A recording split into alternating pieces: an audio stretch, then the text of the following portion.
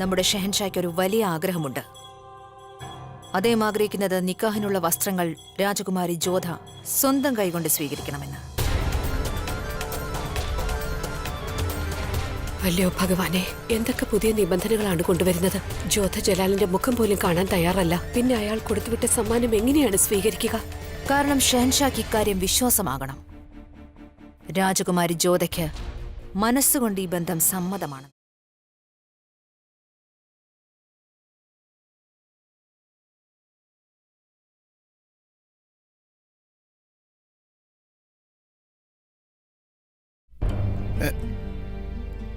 ഇരുന്നാലും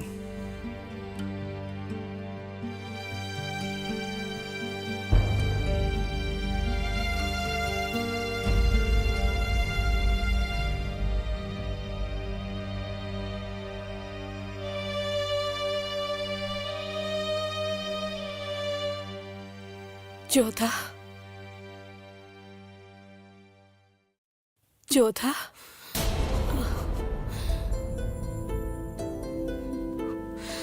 നാം അമ്മയിൽ നിന്നും ഇതുവരെ ഒന്നും തന്നെ ഒളിപ്പിച്ചു വെച്ചിട്ടില്ല അമ്മേ.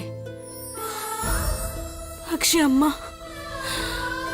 എന്നിൽ നിന്നും ഇത്രയും വലിയൊരു കാര്യം ഒളിച്ചു വെച്ചു. അച്ഛൻ മഹാരാജാവാണ്. അദ്ദേഹത്തിന് രാജധർമ്മം പാലിക്കണം. എന്നാൽ അമ്മയോ അവിടുന്ന് നമ്മുടെ അമ്മയല്ലേ. അമ്മ എങ്ങനെയാ? നാം നിന്റെ അമ്മയാണ്. അതുകൊണ്ട് തന്നെ നിനക്ക് ദ്രോഹം ചെയ്തവളും. പക്ഷെ നാം നിന്റെ അച്ഛന്റെ പത്നി കൂടിയാണ്, ഒരു മഹാറാണിയും. ഇതിൽ നമ്മുടെ തെറ്റെന്താണ്? നാം എന്തപരാധമാണ് ചെയ്തത്? അപ്പോൾ അമ്മയും ആഗ്രഹിക്കുന്നുവോ നാം ജലാലിനെ? നാം എന്താഗ്രഹിക്കുന്നു എന്നതല്ല ഇവിടുത്തെ പ്രശ്നം. നീ എന്താഗ്രഹിക്കുന്നു എന്നതുമല്ല കാര്യം. അമീർ നമ്മിൽ നിന്നും എന്താഗ്രഹിക്കുന്നു എന്നതാണ് പ്രശ്നം. പ്രശ്നം ഇതാണ്, ഒരു രാജാവ് നൽകിയ വാക്ക് കള്ളമാക്കാൻ പാടില്ല. പ്രശ്നം ഇതാണ്, അമീറിലെ ജനങ്ങൾക്ക് നിന്റെ അച്ഛനോടുള്ള വിശ്വാസം ഇല്ലാതാക്കാൻ പാടില്ല. പ്രശ്നം ഇതാണ് ജോധ, നിന്റെ അച്ഛൻ എപ്പോഴും ശിരസുയർത്തി പിടിച്ചു നിൽക്കാൻ സാധിക്കണം. ഇതിന്റെയൊക്കെ ഉത്തരം നിന്റെ കയ്യിൽ മാത്രമാണുള്ളത് ജോധ. അദ്ദേഹത്തിന്റെ അഭിമാനത്തെ, നൽകിയ വാക്കിനെ, നമ്മുടെ അമീറിനെ രക്ഷിക്കാൻ നിനക്ക് മാത്രമേ സാധിക്കൂ പുത്രി ജോധ.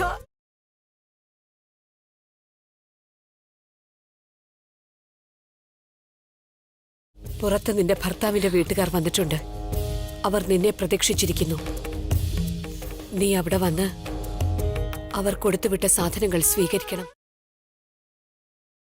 മുഖം കാണിക്കലിൽ നീ പുറംതിരിഞ്ഞോടിയത് ജലാൽ കാര്യമായി എടുത്തിട്ടില്ല. പക്ഷെ ഇപ്പോൾ നീ അവിടേക്ക് ചെന്നില്ലെങ്കിൽ അത് അമീറിന് വളരെയധികം ദോഷം ചെയ്യും ജോധ. ഇനിയെല്ലാം നിന്റെ കൈകളിലാണ്, നിന്റെ കൈകളിലാണ്.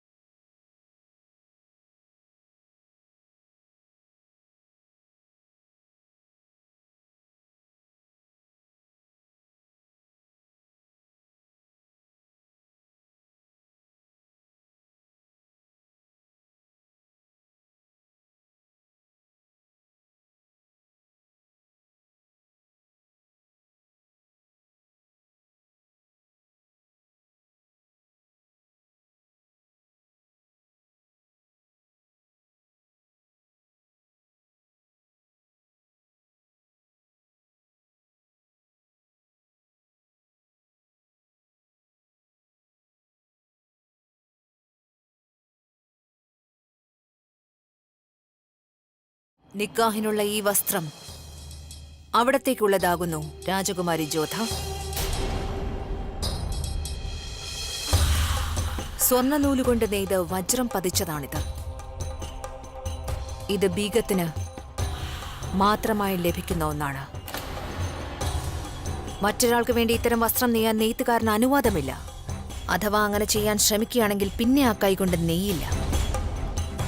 ഷെഹൻഷായുടെ അഭിമാനത്തിന്റെ അടയാളമാണിത്. അതാണ് ഇപ്പോൾ അവിടത്തേക്ക് തരുന്നത്.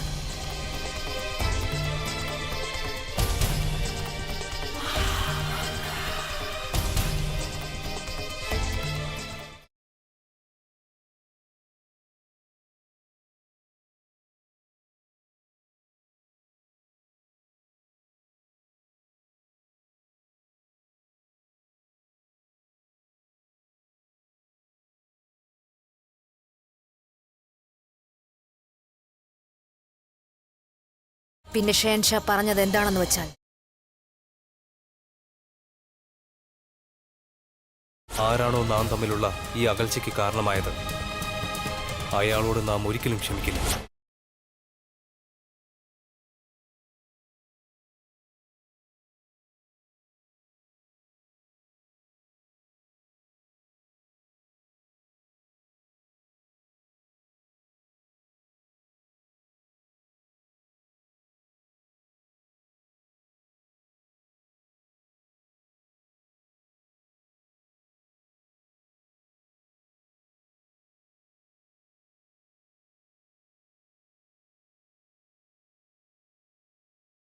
ജോധ, ഇതെന്താണ് ഈ ചെയ്തത്?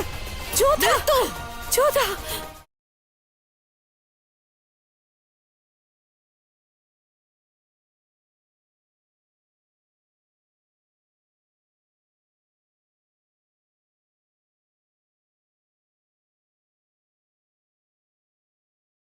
അവിടുന്ന് നൽകിയ ഈ അപമാനം ഷെഹൻഷായിലേക്ക് നാം എത്തിക്കും. ഇതേ അവസ്ഥയിൽ രാജകുമാരി ജോധ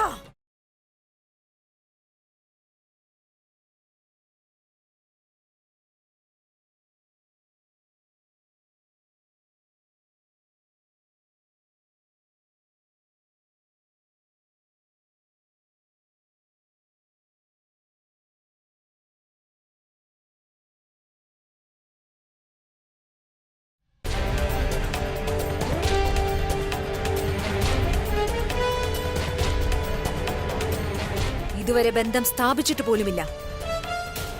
നമ്മൾ മുഗളന്മാർക്ക് ഇത്രയും അപമാനമോ?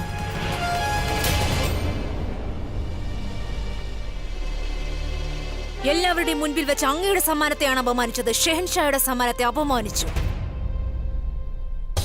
ഈ വസ്ത്രമല്ല എരിച്ചു കളഞ്ഞത് ജോധ, മറിച്ച് മുഗളന്മാരുടെ മാനത്തെയും അഭിമാനത്തെയുമാണ് അവൾ ഇല്ലാതാക്കിയത്. നമുക്ക് പൂർണ്ണ വിശ്വാസമുണ്ട് ജലാൽ, അങ്ങ് ഇതിന് ഉറപ്പായും മറുപടി നൽകുമെന്ന്. അങ്ങ് ഉത്തരവ് നൽകിയാൽ മാത്രം മതി അമീറിനെ എപ്പോഴാണ് ആക്രമിക്കേണ്ടതെന്ന്. അഥവാ അങ്ങ് പറഞ്ഞാൽ ദില്ലി, ആഗ്ര, മിനർവ എവിടെ നിന്നും സേനയെ വിളിക്കാം. അങ്ങയുടെ ആജ്ഞയ്ക്കായി കാത്തിരിക്കുകയാണ്. ശരി, ഇപ്പോ തന്നെ അമീറിനെ ആക്രമിക്കുക. എല്ലാം തകർക്കുക, എല്ലാം തകർത്ത് തരിപ്പണമാക്കുക.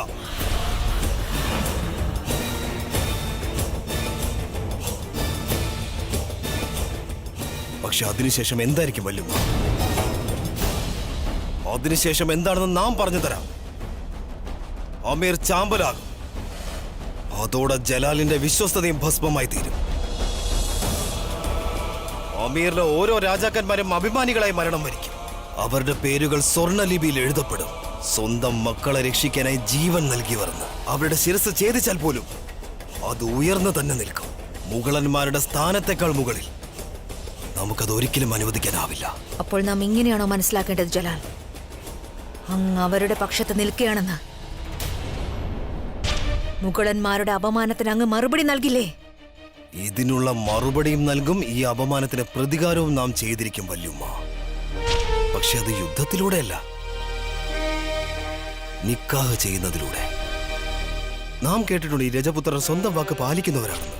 കൊടുത്ത വാക്ക് പാലിക്കാൻ അല്ലെങ്കിൽ സ്വയം മരിക്കാൻ പോലും തയ്യാറാകുന്നവരാണെന്ന്. സ്വന്തം വാക്ക് പാലിക്കുന്നതിനായി സ്വന്തം മകളുടെ നിക്കാഹ് നാമുമായി നടത്തുമ്പോൾ ചരിത്രത്തിന്റെ താളുകളിൽ തന്നെ അവർ മരിക്കുന്നതാണ് വല്യുമ്മ.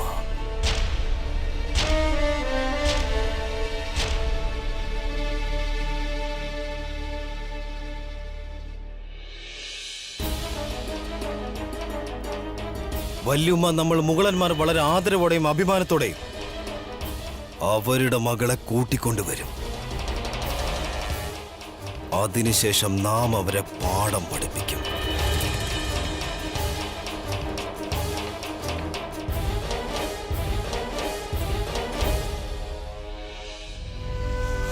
അങ്ങ് എല്ലാവരെയും രക്ഷിക്കുകയല്ലേ ചെയ്യുന്നത് കണ്ണ. ദ്രൗപദിക്ക് വസ്ത്രാക്ഷേപം ഉണ്ടായപ്പോൾ അങ്ങല്ലേ അവളുടെ രക്ഷയ്ക്കായി എത്തിയത്. പിന്നെ നമ്മുടെ രക്ഷയ്ക്കായി മാത്രം അങ്ങ് എന്താണ് വരാത്തത്? നമ്മുടെ വിവാഹം ഒരു മുകളനുമായി നടക്കാൻ പോകുന്നു. ഇതങ്ങ് കാണുന്നില്ലേ? ഇത്രയും വലിയൊരു ആപത്ത് എങ്ങനെയാണ് അങ്ങ് അനുവദിക്കുന്നത്? എങ്ങനെ? നിന്റെ ഈ പ്രശ്നത്തിന് നമ്മുടെ പക്കൽ ഒരു പരിഹാരമുണ്ട് ജോധ.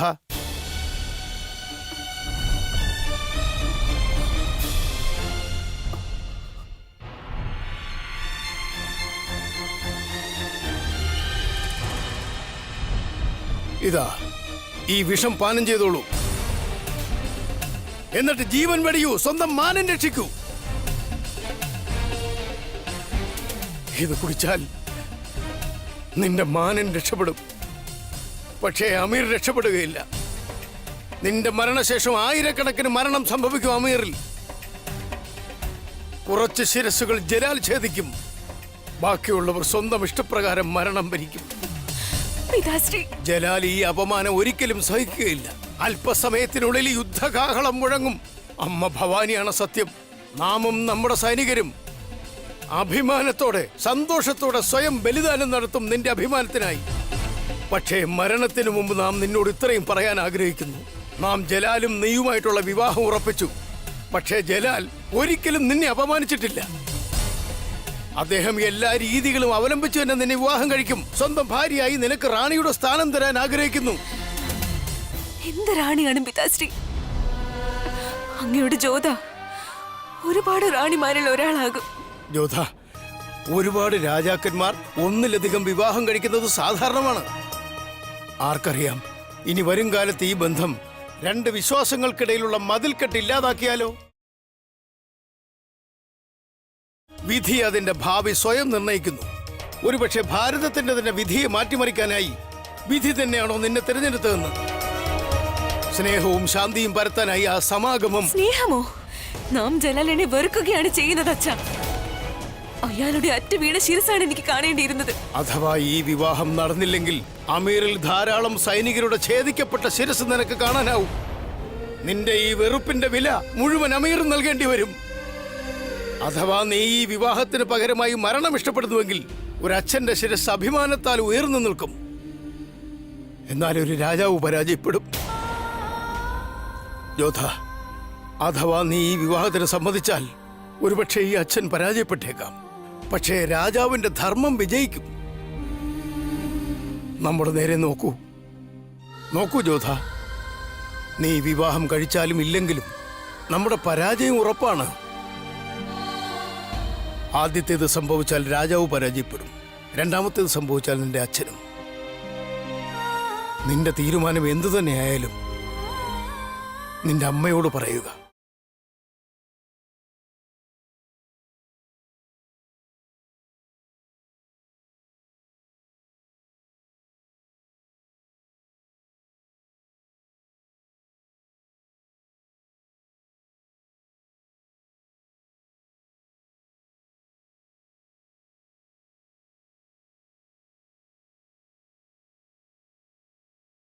നമുക്ക് നിന്റെ ഉത്തരം ലഭിച്ചു കഴിഞ്ഞു ജോധ.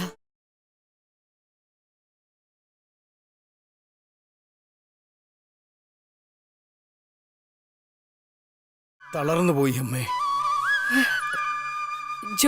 ജോധ അമീറിനെ സുരക്ഷിതമാക്കാമെന്ന വഴിയാണ് സ്വീകരിച്ചത്. അവൾ ഈ വിവാഹത്തിന് സമ്മതിച്ചു.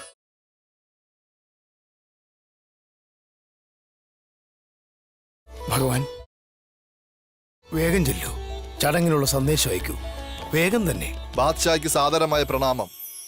സംഭവിച്ചത് തികച്ചും ദൗർഭാഗ്യപൂർണമായിരുന്നു. ഞങ്ങൾക്ക് അങ്ങനെ യാതൊരു ഉദ്ദേശവുമില്ലായിരുന്നു. ഷഹൻഷായ്ക്കും കൂട്ടർക്കും അപമാനം സംഭവിക്കണമെന്ന്. അത് കേവലം ശനിയുടെ അപഹാരമായിരുന്നു. അതിൽ അമീറിലെ രാജകുമാരി ജോധ അകപ്പെട്ടുപോയി. അവരുടെ ഉദ്ദേശം ഷഹൻഷായെയോ മുഗൾ വംശത്തിനെയോ അപമാനിക്കുക എന്നതല്ലായിരുന്നു. നമ്മുടെ അപേക്ഷ ഇതാണ്: അങ്ങ് ആ അവസ്ഥയെല്ലാം മറന്ന് പരിവാരങ്ങളോടൊപ്പം വിവാഹത്തിനായി എത്തണമെന്ന്.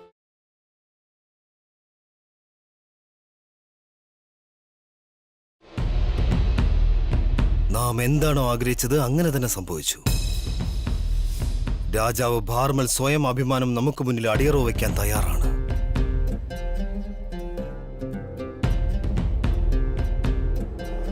ഇപ്പോൾ ശരിയായ അർത്ഥത്തിൽ നാം അമീറിൽ പൂർണ്ണമായി വിജയം കൈവരിച്ചിരിക്കുന്നു. വളരെ രസകരം തന്നെ. ജലാൽ നിക്കാഹിനായി ആഗ്രഹിക്കുന്നു, എന്നാൽ ജോധ യാതൊരു സാഹചര്യത്തിലും ഈ നിക്കാഹിന് സമ്മതിക്കുകയില്ല. ജലാൽ ജോധയുടെ ഈ തീരുമാനം അറിയുമ്പോൾ ജലാലിന്റെ കോപം അമീറിന് മേൽ പതിക്കുന്നതാണ്. അപ്പോൾ അമീറിന് മുഴുവൻ വലിയ വില തന്നെ നൽകേണ്ടി വരും. ഇൻഷാ അല്ലാ, ഉമ്മ എന്താണോ പറഞ്ഞത് അങ്ങനെ തന്നെ നടക്കട്ടെ. ഇനിയാണ് രസം. ഇനി തുടങ്ങും യുദ്ധം. ഇനി നമുക്ക് അവസരം ലഭിക്കും അമീറിനെ കൊള്ളയടിക്കാൻ.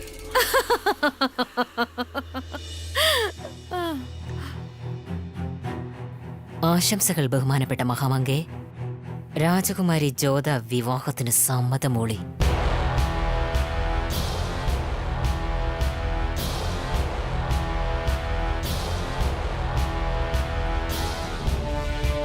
എന്താ ആ ജോധ നിക്കാഹിന് സമ്മതിച്ചെന്നോ? അതെ മഹാമംഗേ. അമീറിൽ നിന്നും സെഹൻഷയ്ക്കുള്ള സന്ദേശം വന്നിട്ടുണ്ട്. എല്ലാ തയ്യാറെടുപ്പുകളും നടത്തിക്കൊള്ളൂ. നാളെ ചടങ്ങുകൾ പൂർത്തിയാക്കണം. ഇപ്പോഴെല്ലാം ഞാൻ രണ്ടടി മുന്നോട്ട് ചിന്തിക്കുന്നു. അപ്പോഴെല്ലാം ഈ പെൺകുട്ടി നമ്മെ പിന്നിലാക്കി കളയുന്നു.